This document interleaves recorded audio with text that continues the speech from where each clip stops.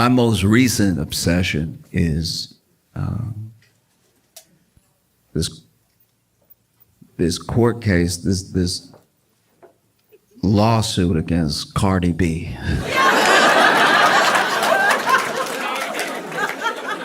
All right. If you're not familiar with Cardi B, Cardi B is a rapper, and she is also a national treasure. Cardi B is incredible, and this case is pretty wild. Basically, what is being alleged in this case is that Cardi B assaulted a security guard. It's alleged that Cardi B assaulted the security guard, and you hear both stories throughout the case. The security guard's story is that she was at work, securing the building. And then Cardi B walks in, and then she's like, "Oh, Cardi B." And Cardi B didn't seem to like that she was approached, that Cardi B was like, "What are you doing right now? Why are you in my face?" And that Cardi B got nasty with her very quickly. And so they were in the elevator together, and she said that she followed Cardi B out of the elevator to clear up any confusion. I don't know if it was to apologize or anything, but she admits that she did follow Cardi B into the elevator and out of the elevator. And then she said Cardi B really lost it and started cursing at her and everything, and then started swinging on her and stuff, and that she got a little nick on her cheek from Cardi B scratching her face, right? And then the receptionist and the doctor that Cardi B was there to see, because Cardi B was in the building for a doctor's appointment, that they broke up the fight, and then everybody went about their way. But because of this assault, because of this nick on her face, she is suing Cardi B for about $24 million.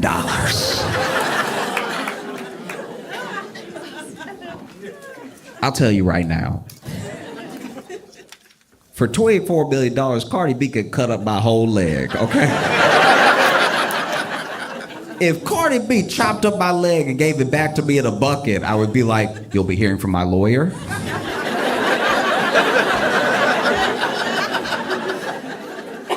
$24 million. That's crazy. So then, Cardi B's account of things is that she was going to the doctor. At the time, she was pregnant. She didn't want anybody to know she was pregnant. She didn't tell anybody, and she didn't even tell her security guard where she was going that day, her personal security, because she was just trying to keep this whole thing private, right? And even the doctor's office had blocked out time just to make sure they didn't have other clients coming in back and forth, and Cardi B was gonna be the last appointment of the day, right? So Cardi B shows up to the building, and then immediately she hears Cardi B. And so already that's not ideal, right? Like that could happen at any time. Cardi B is very famous. But then she is getting in the elevator, and then she notices the person who screamed Cardi B got in the elevator with her and has a phone in her face. And so she goes, "What are you doing? Aren't you security?" Because she had security on her hands. And then she's talking to her while she's in the elevator, and then she exits the elevator, and she says she can still feel this person behind her. So then she turns around, she's like, "Hey, what are you doing? Why are you recording me? You gotta get out of my face. I'm trying to go to the doctor." And then that's when the person who was recording her, the security guard, got real angry and was like, "I could do what I want. It's my phone. This is my building," which is a misunderstanding of what security is.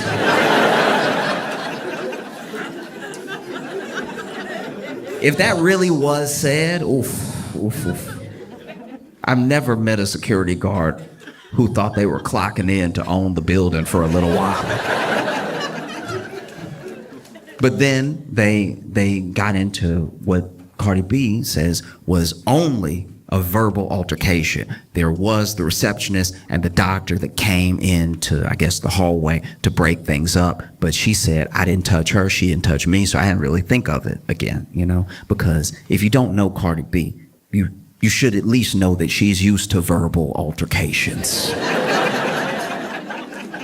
I'm sure they don't stick with her. She was on Love and Hip Hop. And so then she just sort of goes about her life, and then she gets hit with this $24 million lawsuit.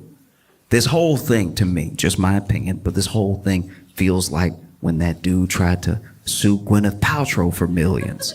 Remember that dude, Gwyneth Paltrow, if you aren't familiar with this, basically Gwyneth Paltrow went skiing one time, and then this other dude went skiing, and I don't know exactly how it went down, but I guess they bumped into each other at some point, and then the guy got up and he was like, wow, you're Gwyneth Paltrow.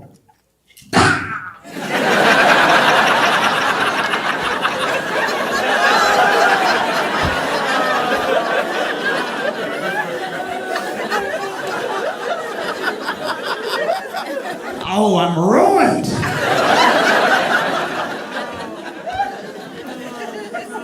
No, because this is the thing.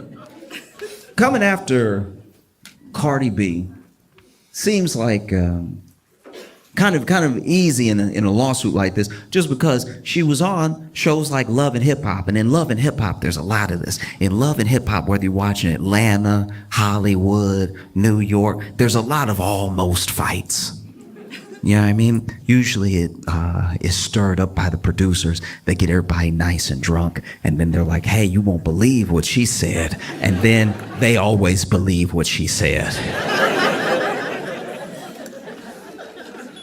And so, you know, Cardi B's been known to pretty much never back down. In fact, there was this old case, I don't think anything ever came to it in like a court sense, but Cardi B was doing I think it was a festival, could have been a concert, and somebody threw something on stage. You know, somebody threw like a water bottle. And this has happened a lot in like the past, I don't know, people lost their minds through COVID and everything, and now people sometimes even feel themselves throwing something on stage. I don't know if it's like to get a reaction out of the performer, and every performer has a different reaction to it. There are some people who, as soon as something gets thrown, they walk off stage, show's over, and they don't even try to continue. There are some people that try to dodge it, act like it didn't happen. There are some people that try to dodge it and then try to find the person who did it and get security to kick them out and everything.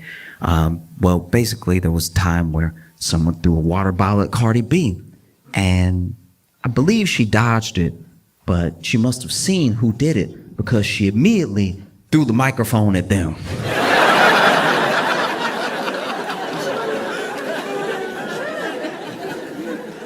They probably thought Cardi B was gonna be some easy pickings. They were like, I'll throw my water bottle now. She's clearly unarmed. And can I just say, throwing a microphone at somebody is one of the funniest projectiles to throw. Because it's the only one where you get to hear their reaction to something being thrown at them in real time. Imagine Cardi B throw a microphone right back at them, and they're like, oh, is that a...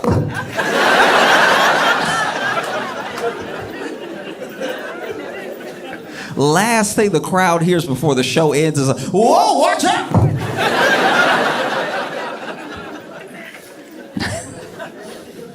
Even better if they turned around, they threw the water bottle, they're like, I think I got it!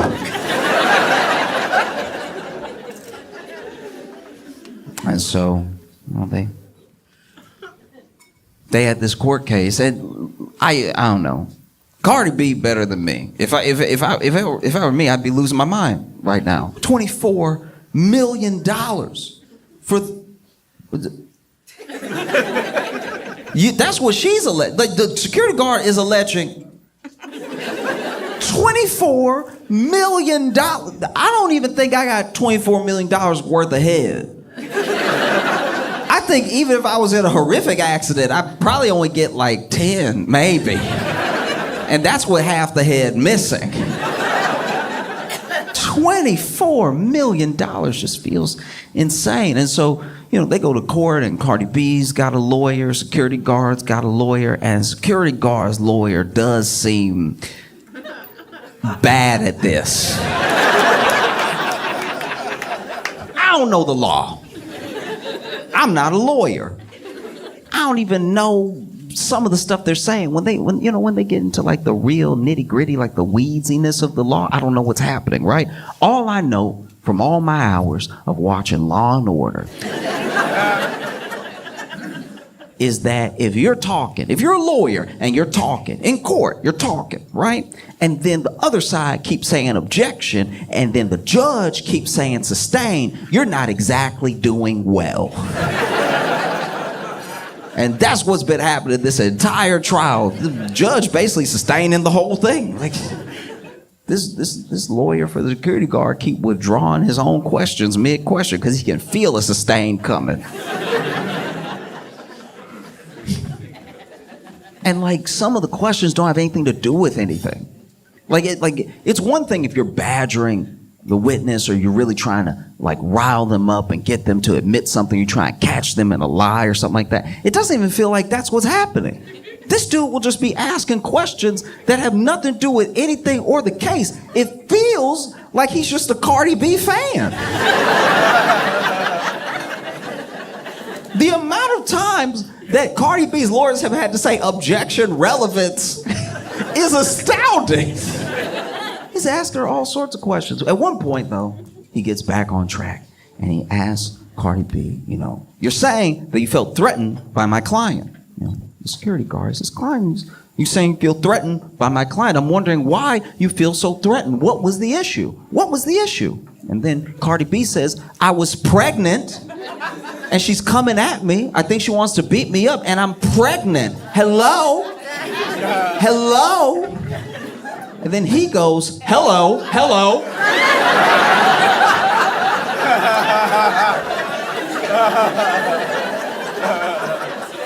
Hello, I'm here.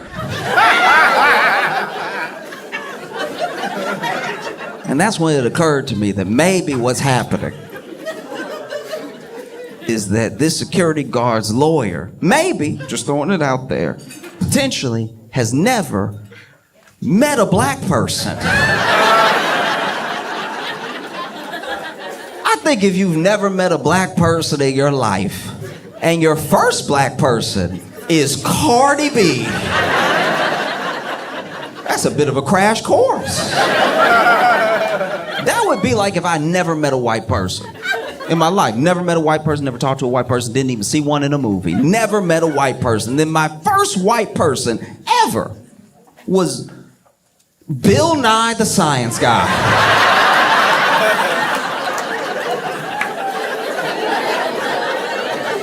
I think I might be walking away with some incorrect assumptions about white people. I think I go back home and tell all my friends and family, oh yeah, white people, they love space. No, they got a bunch of facts about turtles ready at the hip. Oh, and they love bow ties. Can't stop them from wearing a bow tie.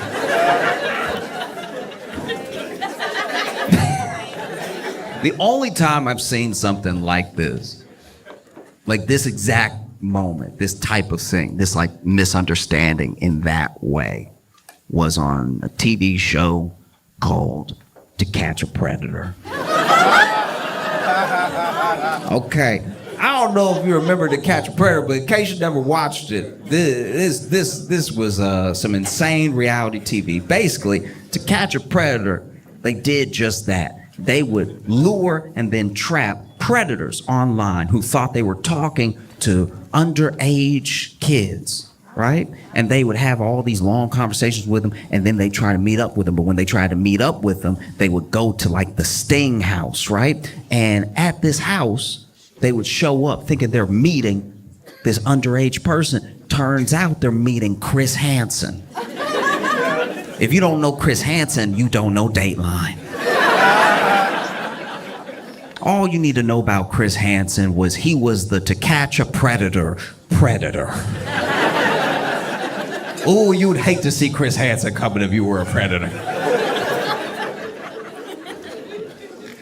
And so they would lure these predators to this house, and then especially season 1 was like no other thing. Season 1, when people didn't know what was happening, that was some of the wildest television I've ever seen.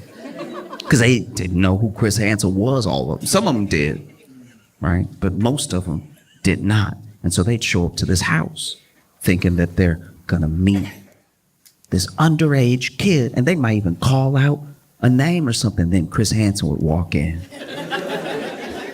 Chris Hansen walk in holding some papers and everything. Now, because they don't know who Chris Hansen is, they think maybe this is the person's dad or something. So they immediately, they feel caught, but they don't know how caught they are. Right? So then Chris Hansen would walk in and be like, hi, how's it going? And then he'd tell them to sit down, and they always sat down. Chris Hansen would sit them down, and then he'd ask them what they were doing here. And they'd try to come up with some sort of lie on the fly or something. And then he would ask them how they know this underage kid, and they'd try to come up with some lie on the fly, something like that. And then Chris Hansen would be like, oh, that's interesting because I have the transcripts of your conversation. And no matter what color they were, you watched the color leave their face. And then Chris Hansen would ask them what they meant by certain things in the transcript of the messages and stuff, and these people would just sink. They was terrified, devastated, right? And then Chris Hansen would be like, okay, all right, you've answered all my questions. You can go. And even the predator would be like, what? Really? Like, yeah, you can go. You can go. And they'd be like, oh, okay. I mean, I thought my life was ruined or something. All right. And then they would get ready to walk out. And when they walked out, they were immediately tackled by the local police department. And not just tackled, like properly football tackled. This would have been unnecessary roughness in the NFL. This is the only time nobody's gonna take you to task over police brutality. You know what I mean? Because the police, to their credit, they would announce themselves and say, get on the ground. They were just saying, get on the ground when they were already airborne. Police would be in the air, legs up, get on the ground. It's like, you know your shoulder about to be in his neck. They would tackle him and they cuff him up and then they throw him in the car and they take him to jail. And then in jail, they would go to the interrogation room and they'd have to answer all of Chris Hansen's questions all over again. I guess him asking was just practice. And there was this one time where this guy comes in, and I don't remember what season it was, but this guy had a very interesting aesthetic. Like he was white, but he had a very like Vanilla Ice vibe to him. You know what I mean? And so he walked in, but when he walked in, he was like.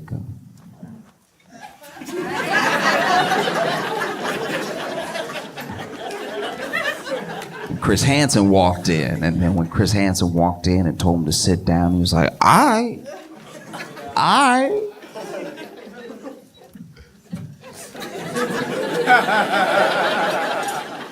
And then Chris Hansen does the thing that he does, asks him why he's there, asks him why he's been talking to this underage kid and everything. And then a thing I forgot to mention before that also happened in all the episodes was when Chris Hansen finally announced himself, where he was like, I'm Chris Hansen with NBC's To Catch a Predator. Cameras would come out from all these different rooms, right? And it was always, without fail, too many cameras. It was always a number of cameras where I'm like, there's no way all those cameras on. There would be people with cameras in the hallway because they couldn't get in the kitchen, just lifting the camera up. Be way too many cameras. And so then the cameras roll in once Chris Hansen announces himself, and then this guy sitting there pulls down his cap a little bit and says to Chris Hansen and all of the cameramen, I'm not really trying to be on TV, you feel me?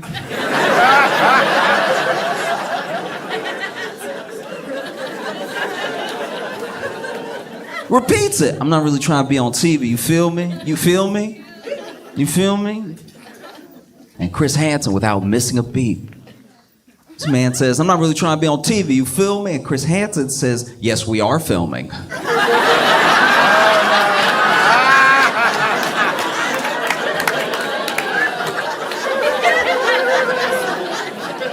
And I haven't seen such a misunderstanding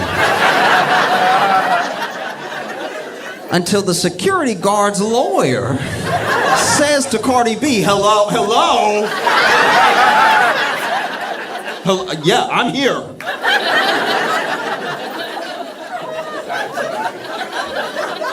That man lucky. That man lucky. Cardi B at no point in her testimony hit him with a like that. That would have broken his brain. That would have ruined his life. He would have bent his knees. Oh! Everybody get out! What's happening? No. Because once again, this dude is wild. This dude is asking her questions about things that have nothing to do with anything. At one point, I think he's really in his head. He's having his like Perry Mason runaway jury moment. Like he's doing something right out of Law and Order in his head because he gets his planted stance. He starts going in on Cardi B and he says, today versus yesterday, all right? Yesterday, you had short black hair.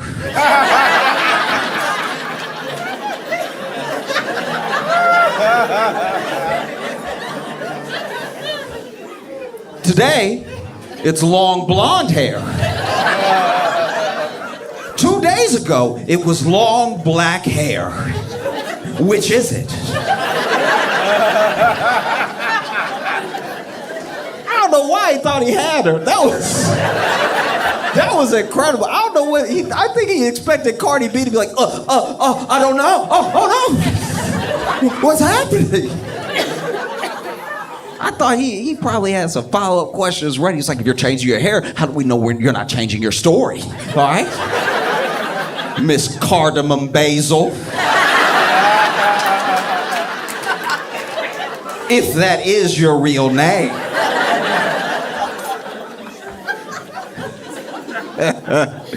And Cardi B just laughed it off. She was like, they're wigs. Like, what do you want me to do?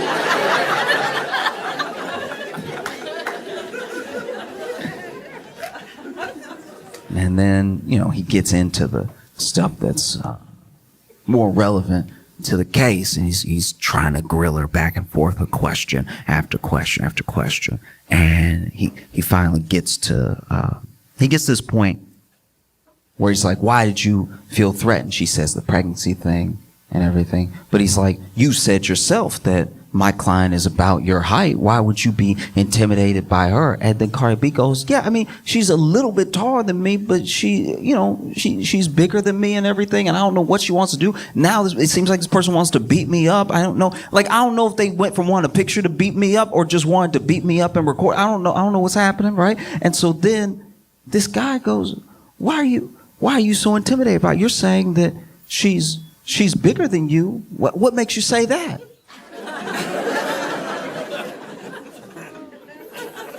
And then Cardi B goes, like,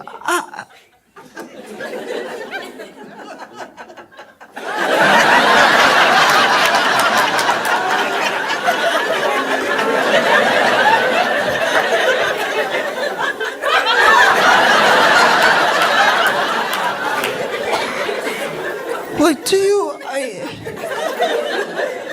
I have to say it? No.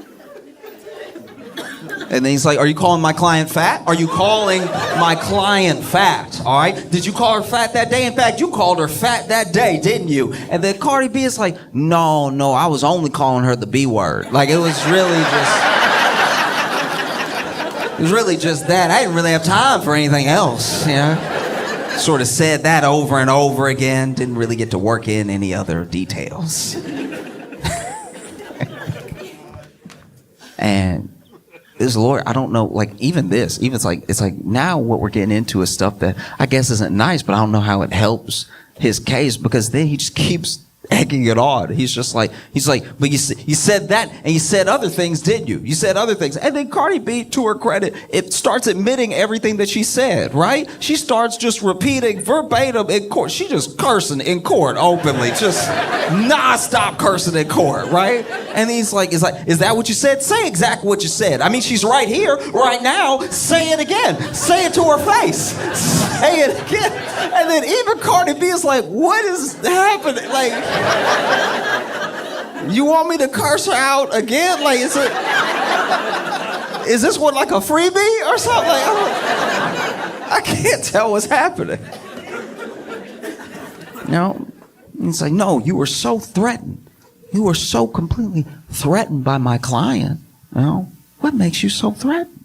And then she's like, well, at the time I was pregnant and I was 130 pounds. All right. And then she was like twice my size. You know what I mean?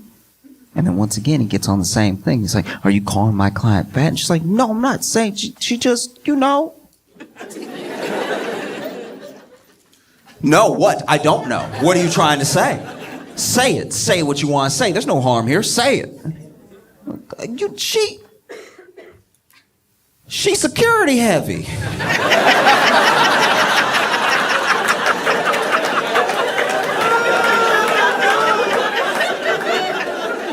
That's so much worse. And this man keeps going. He's like, what do you mean security heavy? What are you trying to say? She's security heavy. What does that even mean? And Cardi B is like, you know, she built like she protect buildings.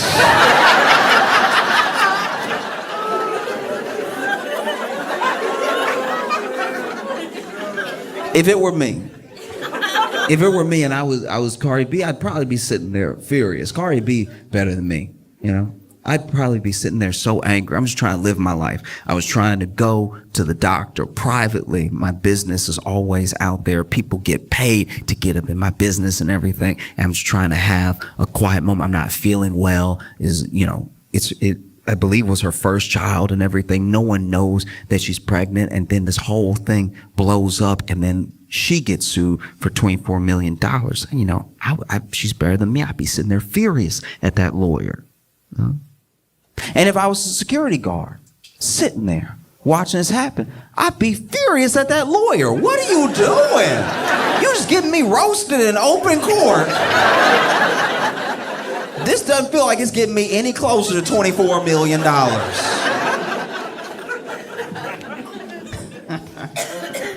Oh.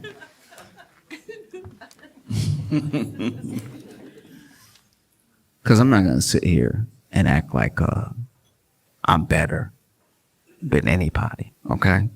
If times get tough, if things get rough for me, I run into George Clooney. It's just me and George Clooney in the hallway. I know I haven't been able to pay my rent or anything. Is his word against mine? I'm gonna see George Clooney. I'm gonna put my hand on the ground. I'm just gonna.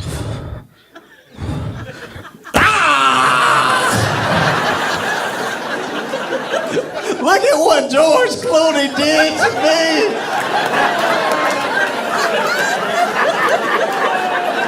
Why would Ocean's 11's George Clooney do this? I thought he was a good man. I can't believe that Ocean 12's own George Clooney would step on my hand like this. What's that you say? He still owns the tequila company?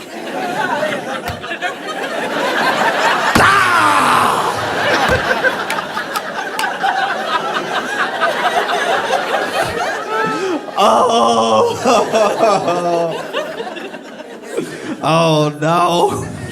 Who would have thought Ocean's 13 George Clooney would be capable of something like this?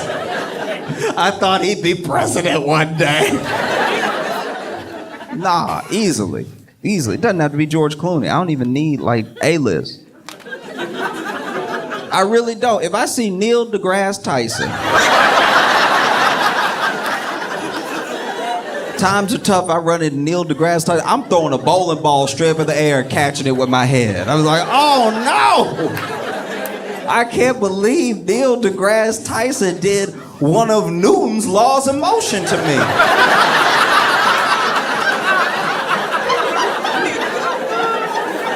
I think it was the first one. Oh. Doesn't have any popular person will do, you know? If I see William H. Macy, I'm gonna run into a wall like that dude from the show Fargo. I'm gonna run right into. If I ever meet William H. Macy, he better pray we outside. Because if she's trying to get money out of Cardi B, you know, this is not the way. She over here admitting that she only got nicked. Just a little. That quick. That. And she said that she had to have 2 plastic surgeries. Even brought the plastic surgeon to court, and the plastic surgeon came into court with a picture, right? Now, the plastic surgeon, this is also why I feel like this case is bogus, because she doesn't have a picture of the scratch from the day that it happened. Her plastic surgeon had to come in and do a before and after picture, and honestly, I don't know if that dude, the plastic surgeon, I don't see what he did. Like, it's... Even when they tried to show the cut, like the little scar that Cardi B supposedly gave her, maybe they didn't zoom in enough. Like, I don't know but they had the little line pointing straight to it, and I'm squinting. It doesn't even look like Cardi B did $24 of damage.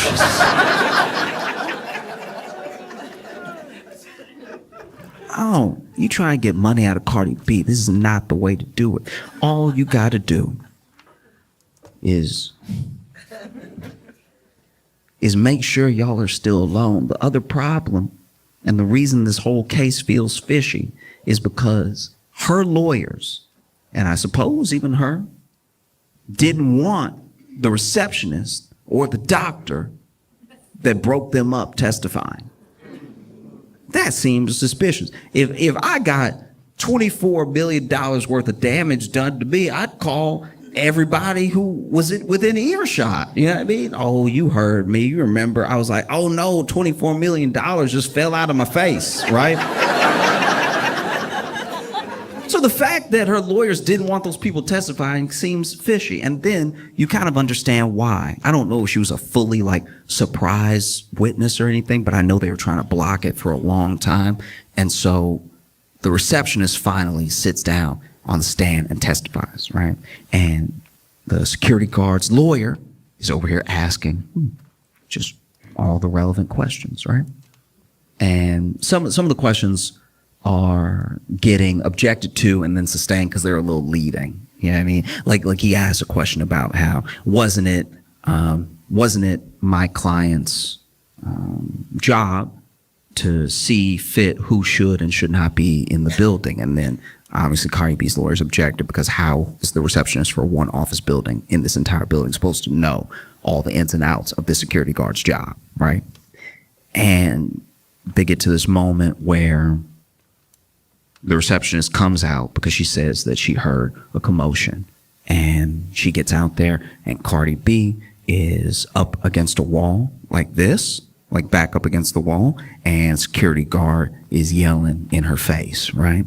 And so then she, immediately upset by what she's seeing, gets in between the two of them and is breaking it up and tells the security guard, I don't know what's going on here, but you need to go back to your post. This is very unprofessional, everything. And everybody's screaming just so everybody can be heard, right?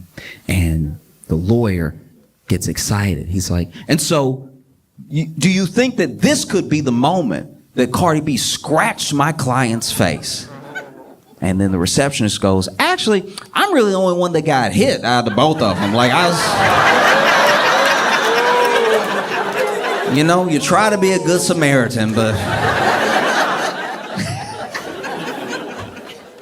And not only does she say that she's like the only one that got hit between them, but she got a scratch on her face, a scratch that bled, and a scratch on her face that bled that came from the security guard.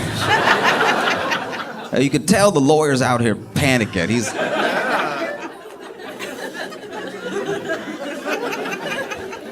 Whoops. Okay. All right.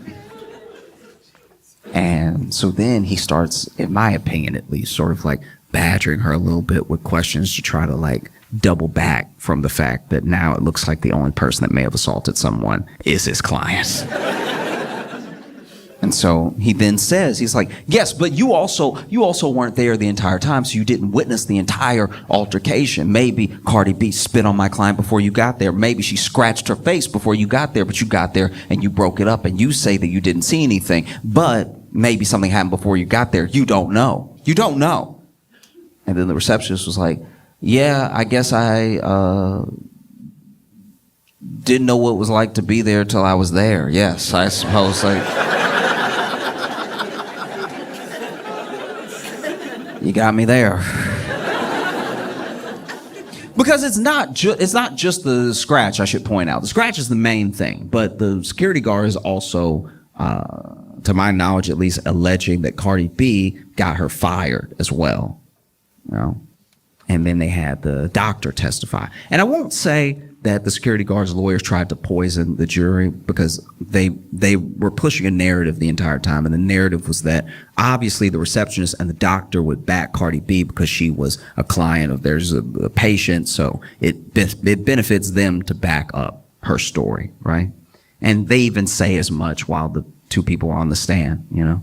But then the receptionist says, no, actually, the security guard hit me up and said we should sue Cardi B. And I was like, nah, because you started it. Which is also not great for a security guard's lawyer. He's over here, okay, well, look,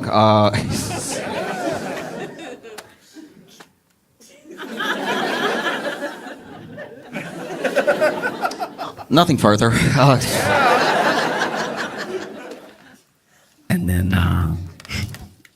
And then they had the doctor testify. Now, the doctor was the last of the scene, so by the time he comes out, the receptionist is getting in between Cardi B and the security guard. So he said he was also very upset about what was happening, you know, and he was trying to make sure this thing got broken up. Now, the doctor said, look, what I saw wasn't just unprofessional, it was very concerning to me. And I got out there, and the only thing I could think to do was try to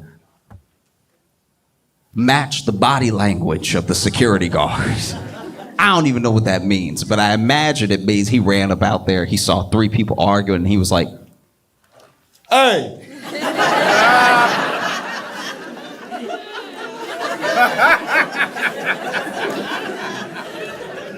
Cut that out!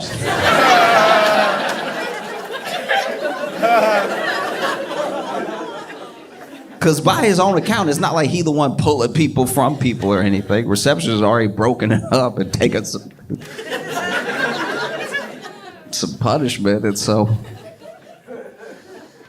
And then took Cardi B in, they had their appointment and everything, and then he was so disturbed by what happened and what he saw that he reached out to Superior for the security guard, and, you know, said that soon after that she was taken downstairs during a shift and like let go, right? And that also doesn't look great for her case, because she alleges that Cardi B got her fired, and now this dude in open court was like, no, it was me. It was me. It was me 100%. And I guess I'm just coming from a place of like, if you really wanted to sue Cardi B for $24 million, you don't wait until there's other people involved that are all going to have different accounts of what happened. If you wanted to sue Cardi B for $24 million, you just walk up to Cardi B before she gets in the elevator. Say, hey, Cardi B, how you doing? And then throw yourself down some stairs. That's gonna be the easiest way to do it, you know?